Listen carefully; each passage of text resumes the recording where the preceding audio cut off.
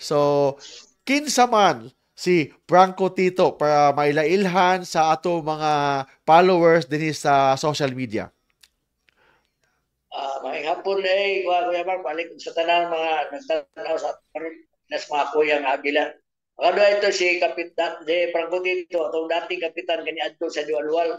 Pagkatawag og atong ang official name na Mount Piwata, diri sa Mongkayo, Davao de Oro.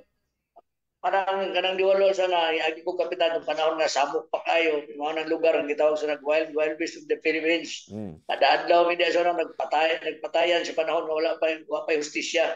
Pero Mm. kaluoy sa Ginoo sa pagtinabangay sa katawan na imong malinaw na maong lugar.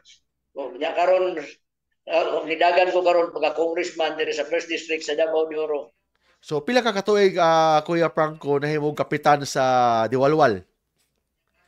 Before ko nagkapitan, nag-agi pa kong 1 term, 3 years nga kagawad niya. Pagkakapitan ako, karoon akong termino, 13 years tanan, kay 13 years ako pagkakapitan, kay duha man ka 5 years, 5 years. Duha Oh, man extension niya, plus 3 years, so 13 years. So apil ang magkakagawa doon, 16 years ko na official sa barangay Mount Tuwata, Iwalwal. Mount Tiwata sa kanang gitawag na Diwalwal. So, kayo nidagan pa ta pagka kongresista, unsay partido na under si Franco Tito? Kay kabaw ko, isa ka sa gi-endorso ni Digong Duterte. In fact, special mention yun ka katong isa ka media conference niya dito sa Tabaw, tapad gud mo og isa ka gihatag special mention ni Tatay Digong.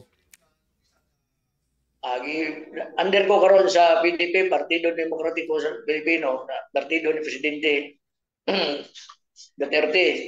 Ani, kaupat ko niya patuloy sa balay para lang yun magkita mi niya makatikot ko sa PDP. Manang na ako karon sa PDP. Sa diri sa mga probinsya, sa provincial level, ako lang ang membro sa PDP. Halos diri tanan sa administrasyon. Ang sa may administration diha, Kuya Franco?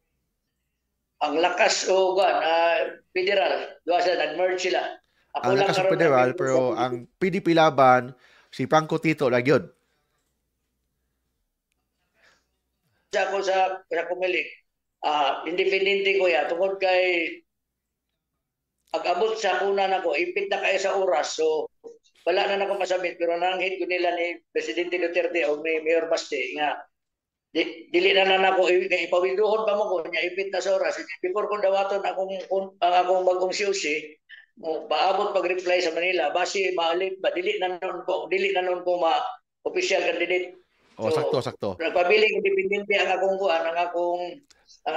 COC, pero nakoy kuna sa PDP. Oh, Mayo. So you are an official candidate of Partido Demokratiko Pilipino of former President Digong Duterte.